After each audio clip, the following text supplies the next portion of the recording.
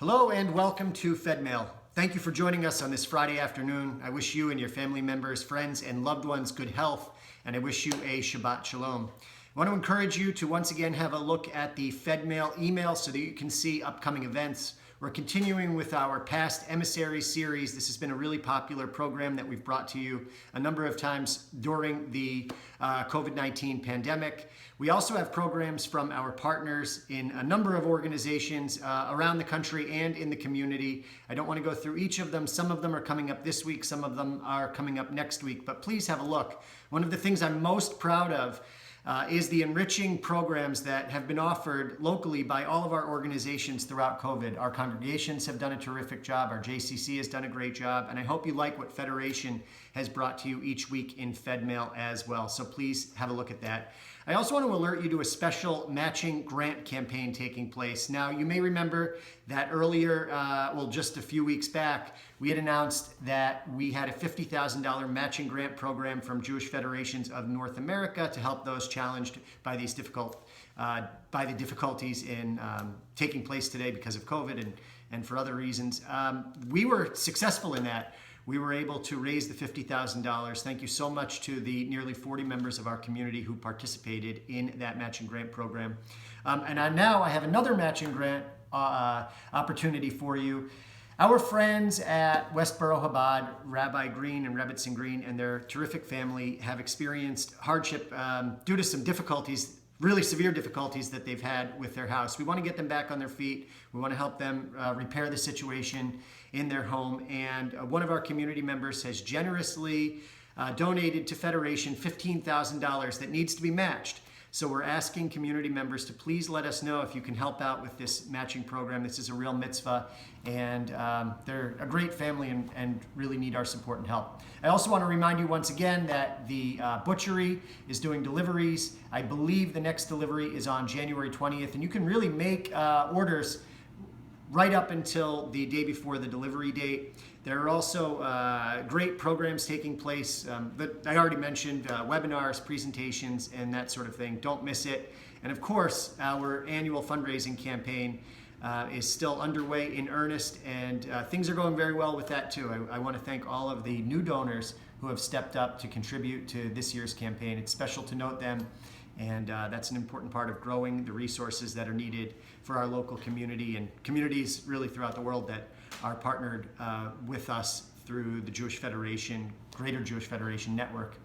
We also had a great visit this week from the new Consul General to New England. That's Israel's Consul General to New England, based out of Boston, but they cover our area too. And there was a really nice special program where they were delivering COVID sanitizer products to different Jewish communities. And they came to visit us on Wednesday, and we met the new Consul General, who's a great man. We met with some of the staff members, all outside in the JCC parking lot.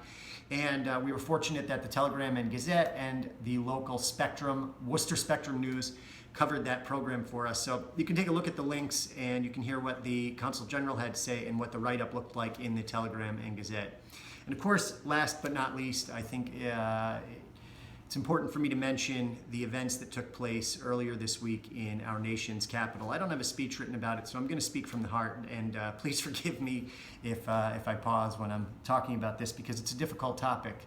I watched with anxiousness and fear this past week as protesters violently stormed into our nation's capital and seemingly attempting to disrupt the electoral process, which I think is unprecedented in U.S. history. I've asked my friends who are in the history fields, historians, professors, teachers about this, and they all agreed that really they couldn't find another time when things were like this, at least in modern history. But it's also the case that there have been times of divisiveness, tension, division in our country that were even more severe than this. I've read articles that talk about the year 1968 and the tremendous upheaval that took place in our country during that time. We've come a long way from that, and I believe, and I hope, and I'm optimistic that the better parts of us will shine through in the coming months and coming years. We have to remember that the United States of America, the first word is the United. United States of America. We can't continue to have this divisiveness and division in our country if we expect to get through the problems and challenges that we face in the 21st century, not the least of which is the COVID pandemic that continues to ravage communities around the country. We need to get through that. We need to overcome and tackle the many issues that we're facing today, too numerous to even mention. But as a Jewish community, really there are two things to keep in mind. The first is that I think we are particularly attuned to mob violence, recognizing our recent past. We are particularly sensitive to that, and I think that it's important for us to be vocal in opposition to that type of behavior, not the least of, most importantly because we know what mob violence can lead to, but also because as a Jewish community, it's incumbent upon us as such a small percentage of the population to stick together through difficult times. We have divisions in our own community that we need to solve and tackle. We need to get over those, and we need to work better together. And I think that we, generally speaking, do that very well. But let us not need to have tumult and chaos in our society for us to realize that we are friends, family, brothers, sisters, not only in the Jewish world, but with our non-Jewish fellow citizens as well. We need to stand up for democracy. We need to stand up for justice. We need to stand up and encourage and ensure that our elected officials use rhetoric and language that keeps the community and population as one. We certainly don't have room for any more division, chaos, and tension in our country. And whether we're looking at a particular instance in our history or in our current political affairs that needs particular attention, we should all be very, very careful to talk about it in a way that keeps our fellow countrymen feeling confident that things are being handled and confident that they aren't, that a protest or a violent protest is not needed to solve the problems that we face in the country. And I think that that's rule number one, and something that we should also take back with us when we go online on social media. I think all of us are taken aback by what we read every day when we open up our Facebooks. To see that our friends and family members engage in such hostile and aggressive language towards one another. Things that we would never say in person are said on the computer behind the veil of social media in the digital world. And that's something that we can all begin today.